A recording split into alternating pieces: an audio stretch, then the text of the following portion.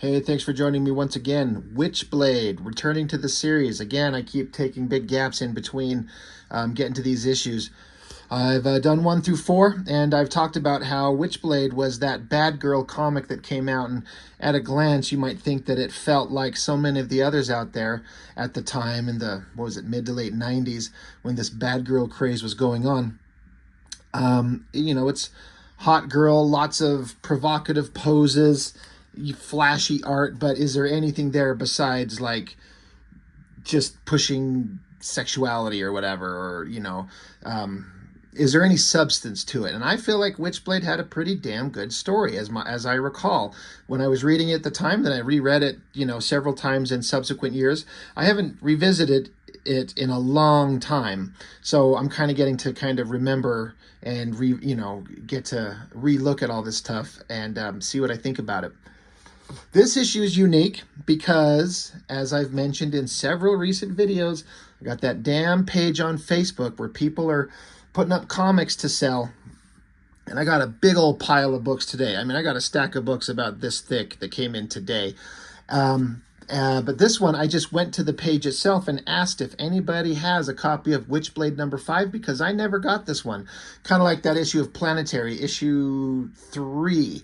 That I did a video on recently. I was collecting it, I loved it, and I missed it somehow, and I never saw a copy of it. So Witchblade number 5. I got to see this in detail for the first time just here in today. So I don't feel like there's anything in here that really mattered to the story that was like a missing puzzle piece. Because I went 1 through 4, and then I went 6, 7, and 8. I think issue 8 is the end of the main storyline. And there's nothing in this that's like hypercritical to the story. It certainly fits in there and adds to it, but it wasn't like, oh my God, there's that missing piece. So I also find myself slightly less interested in it. But I wonder if that's just because I didn't read it at the time. It's been sticking with me for years and years. It's just new today, and so it doesn't hold quite the same weight that the original stories did. I don't know. I'm trying to be objective, but there might be a little bit of nostalgia goggles on with my remembrance of this series. I still think it's good. I think it's worthwhile. Michael Turner became hyper popular off this thing, and kind of became the biggest book. I think he became, in a way, more popular than Silvestri at the time. Not to say he's a better artist, but he was more popular. And Witchblade was the breakaway hit from Top Cow in a big way, especially in the era that it was coming out when comics were not selling the way that they used to. Michael Turner was a phenomenon. The way that J. Scott Campbell was with Gen 13, and I guess Stephen Platt with Prophet. Michael Turner was the man. And this is Top Cow Studios that had nothing but a bunch of good artists. I mean, in my opinion, you struggle to think of any of the guys working for Top Cow that were not good. But Turner just rose to the top of that group and became the premier new guy. Oh, excuse me. It's almost 10:30 when I'm recording this. I should stop doing these so late. So you got the writers, David Wohl and Christina Z. I've talked about how she was listed lower in the credits in the first issue or two as like a consultant or something I can't remember. But she eventually got moved up to full-on like writer of the series. And I think that was interesting because you're getting a woman's perspective in the story, which I think it doesn't by default. Just because you have a woman involved doesn't mean by default it's better. But it gives it the opportunity to be interesting and different and better because of the perspective that she brings if she's a good writer. And I don't know if she's a good writer previous to this or post this. All I know is I enjoyed the story and she was part of it. And so credit where credit's due. The last issue, if I remember correctly, because Sarah had been kidnapped, beaten, shot, left for dead, and then the weapon was put on her, the gauntlet that she wears, the Witchblade itself, and it kind of revived her, and she wanted this rampaging terror and killed some people and showed back up at her partner, Jake, I think it is, this dude here, at his apartment, and needed a place to crash, to hide out while she was recovering from being beat. He's like, all right, sure, come in. So she goes to sleep in his bed, and it ended on like a double-page spread of like the Witchblade gauntlet itself, she had discarded onto the floor and then went to bed. But then the Witchblade, in the middle of the night, the tendrils started coming out of it, crawling up the bed, taking the gauntlet and putting it onto her arm, and then encasing her in like her entire body in this like jagged armor material that this weapon becomes, covering her head to toe completely, except for like her face. And in retrospect, you might be like, what the hell is this thing doing? But she had gotten beaten and shot, and this is probably rejuvenating her, perhaps. But it ended with that big double-page spread of her, the weapon spreading out upon her unconscious sleeping body. And right there in the background, the main villain, Kenneth Irons, the main villain of the story, was standing right there watching.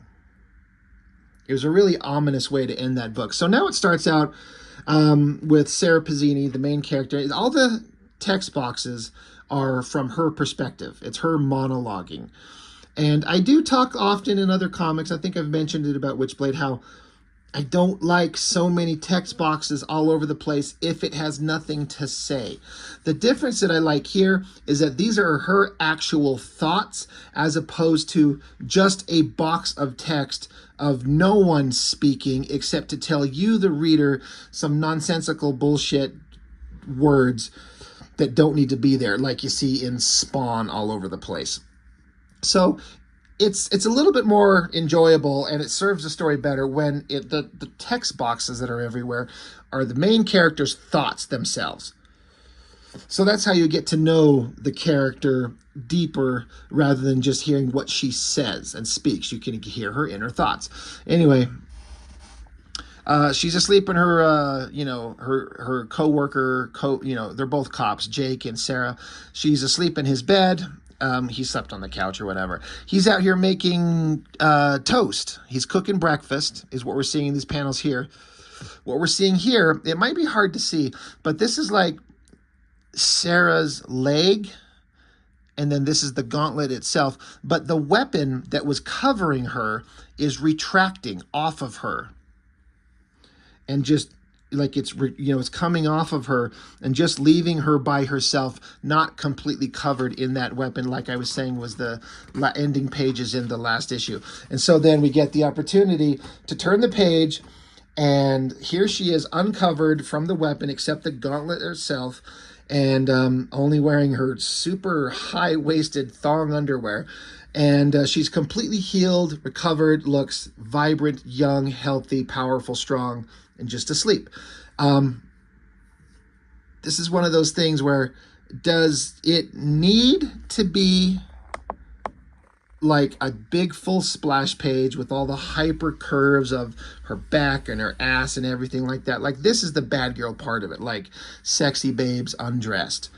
It doesn't need to be, but it can be. Like, let's have fun with it, right? Let's have a little bit of sexuality in the comic and attractive art, especially when you got someone like Michael Turner drawing it. Just go with it, man. This is what's selling the book.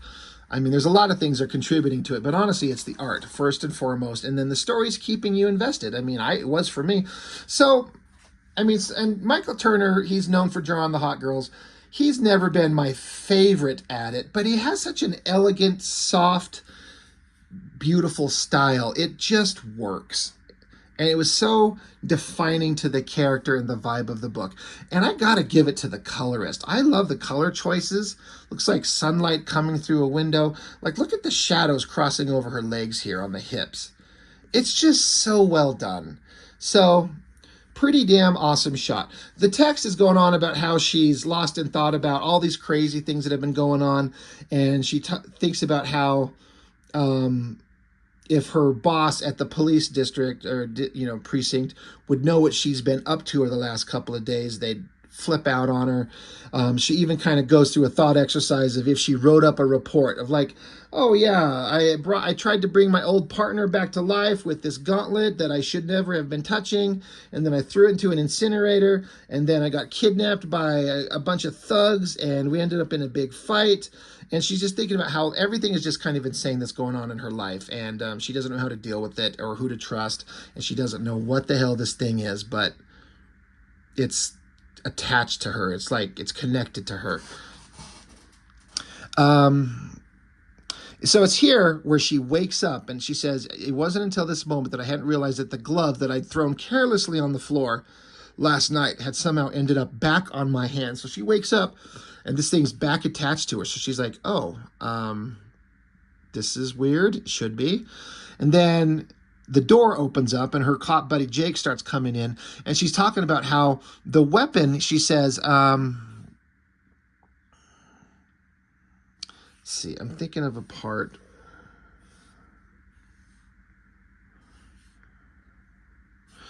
Anyway, she's saying here, but when Jake knocked on the door with breakfast, all of a sudden it felt bulky, alien. Like it was very comfortable on her.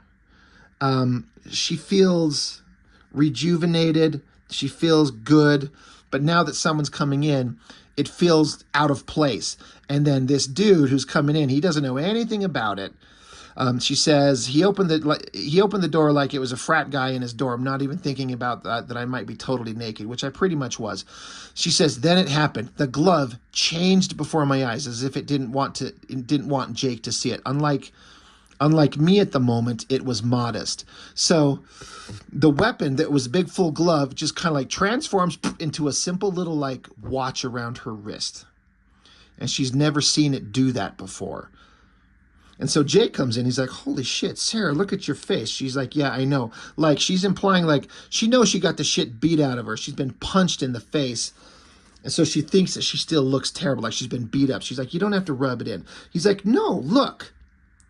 And she looks into a mirror and she's perfectly healed. She's like, oh, yeah, I've always been a quick healer. Jake's like, yeah, all right, sure. Yeah, I'm sure there's nothing else going on.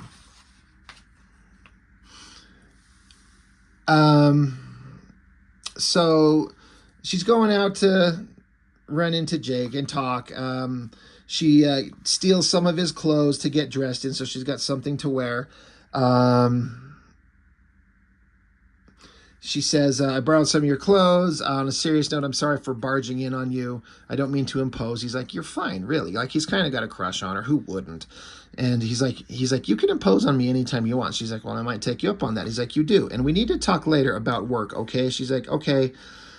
But then she's like, I got to go. I got things to do. I got to get. And it's at this moment where Jake notices that the latch to his door is broken, which is like a subtle little hint to the fact that Kenneth Irons, the main villain, busted into this place and was in there with Sarah Pazzini at the end of the last issue.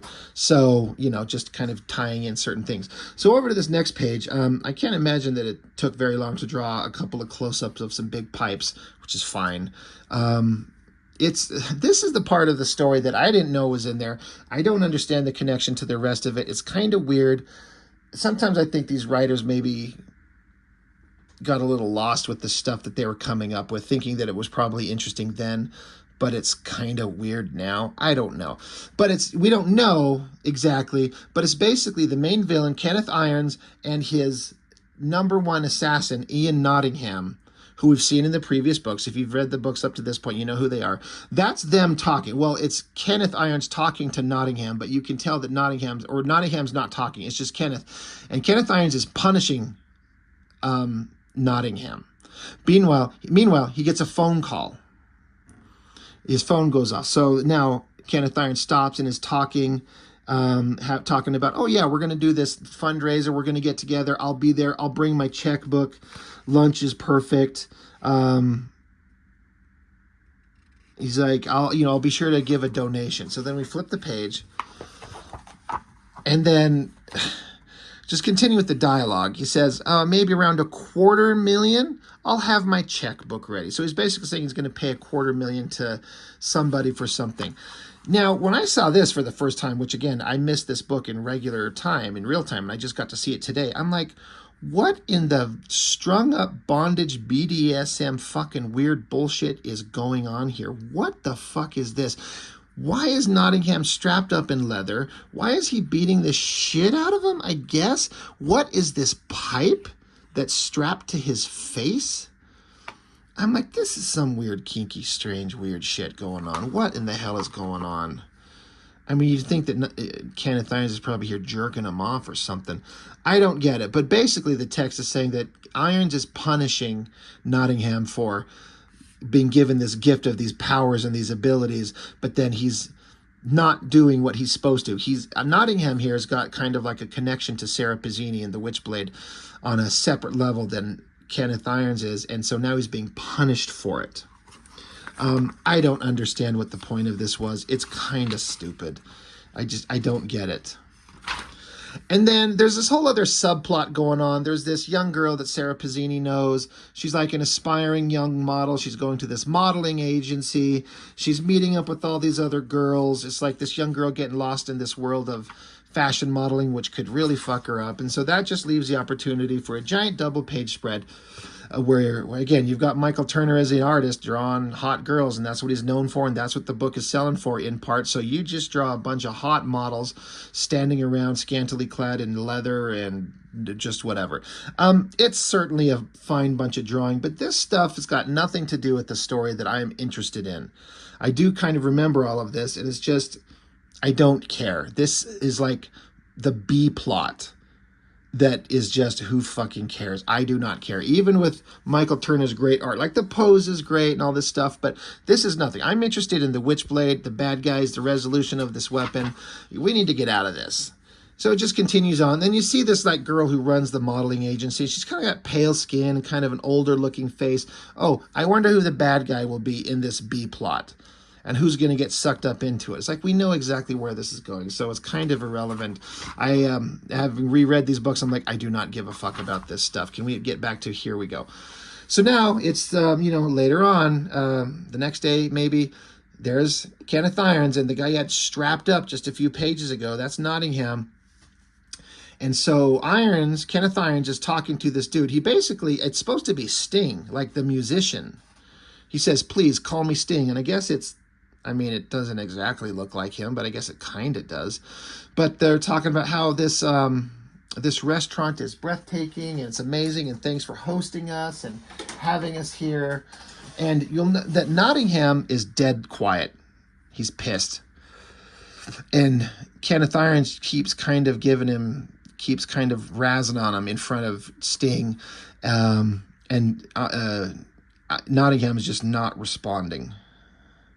So then Sting, he's like, not to change the subject, but about your contribution, I just need a ballpark number for the news reporters and press releases. And so Ken's like, oh, yes, of course. Nottingham, what did I quote this morning? I dare say I believe you were eavesdropping on my conversation while tied up in my office, huh? So he's like giving him shit. He's like, oh, yeah, I know you were eavesdropping when you were tied up in the office, when he was like strapped up and doing whatever the fuck kinky weird bullshit's going on here. And Nottingham's pissed off. He's like, says quietly, you damn bastard. Like, he's like, you fucking smartass. And so he says that quietly. So Irons responds quietly. He's like, perhaps you'd like to keep your rude comments to yourself and answer the question. And Nottingham's like, perhaps not. Irons is like, Ian, you're delirious from this morning. Is this how you thank me? How easily you forget who saved your life, who brought you back to consciousness? And Nottingham's like, I didn't ask to be. Meanwhile, Sting is just kind of watching these two probably gay lovers having a little lover's quarrel, whatever the fuck is going on.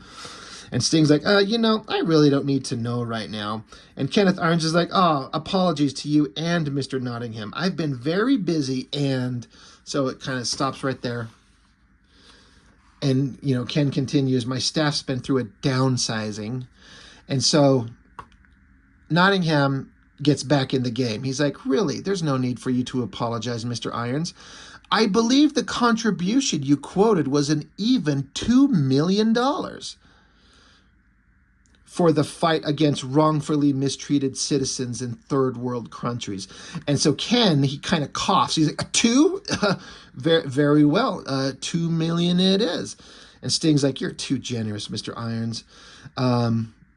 So I thought it was an interesting kind of story point how, Kenneth Irons quoted $250,000, but since he asked Nottingham as if to kind of control him and dominate him, he's like, what did I say? What was it? And then so Nottingham just kind of rolls it back on him to say, yeah, you told him $2 million. So either have to make Kenneth Irons pay that money, or look like a liar.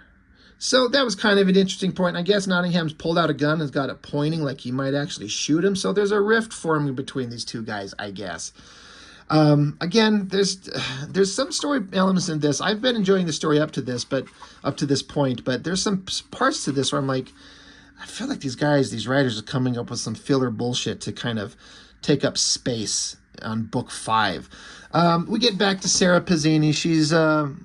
She goes up to Kenneth Irons' office. She doesn't know that he's a bad guy. She doesn't know that he's been watching her, that he's creeping into the room that she was staying in, but she's kind of like intrigued by him. She's kind of attracted to him. He's interesting. He's dashing. He's rich. He's charismatic. And so she's coming to his office, and then she comes along, and then he sees her through a wall, like a glass wall, and so she freaks out and takes off, and Kenneth Irons is like, oh, you do have some interest in me. Oh, that's okay. We'll meet up again soon. Who cares? And then there's just more nonsense going on. There's these girls that have been murdered, so it's part of the murder mystery. It's like C-plot.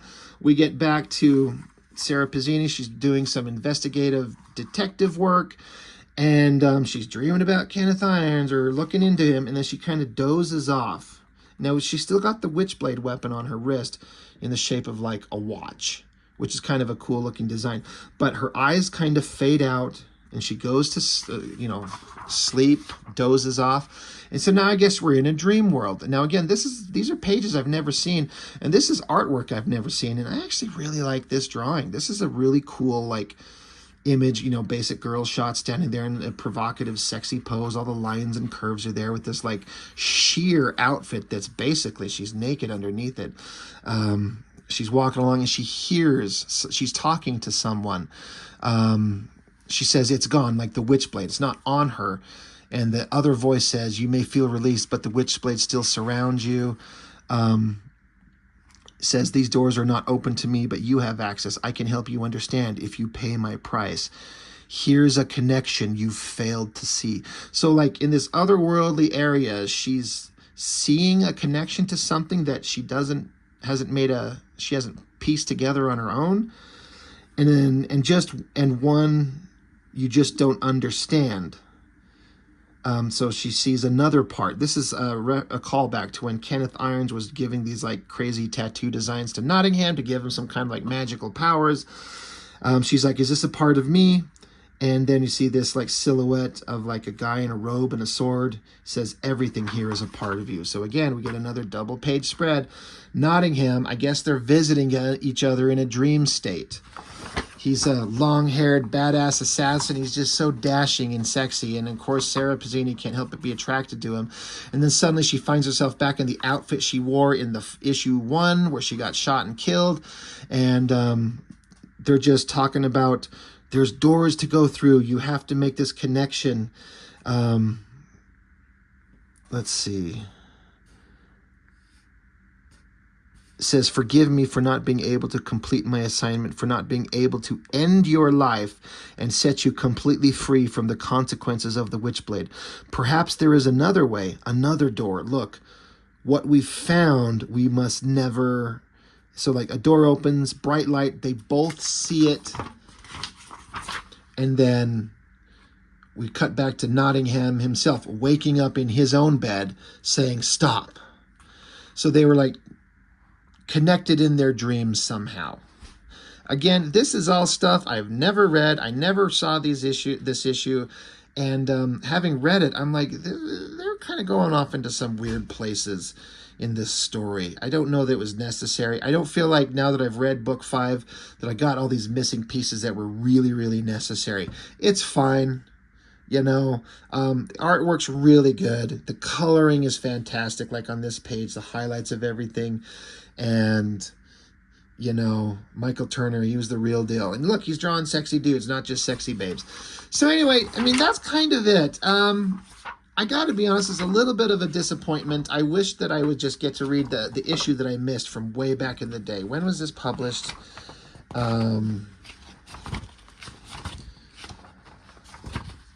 Where is the copyright? Sometimes at the front. Oh, yeah. May of 96. So, geez, I've just been barely out of high school for 1 year. So, it's forever ago. I enjoyed it. I still enjoy it. I still think the artwork's there. I just think the story's kind of wandering around into some weird places. It's not that interesting. So, you know, at least I got to complete my collection and understand this missing piece of the story. So, we'll continue with Witchblade. We're going to definitely look at all the issues that Michael Turner drew because those are the best. Post that, it's varying degrees of not good to kind of good to getting kind of good to going back to bad. But God, did I collect this thing forever. I think I collected this up into the 70s, 80s, 90s, maybe. I can't remember how far it went. But I collected this damn title forever. But it was never as good as it was the first 8 issues, the initial story, what I kind of refer to as like the first movie is what it feels like. It feels like a first movie of this character or something like that. Anyway, Witchblade number 5, that's all I got. So thanks for watching. See you next time.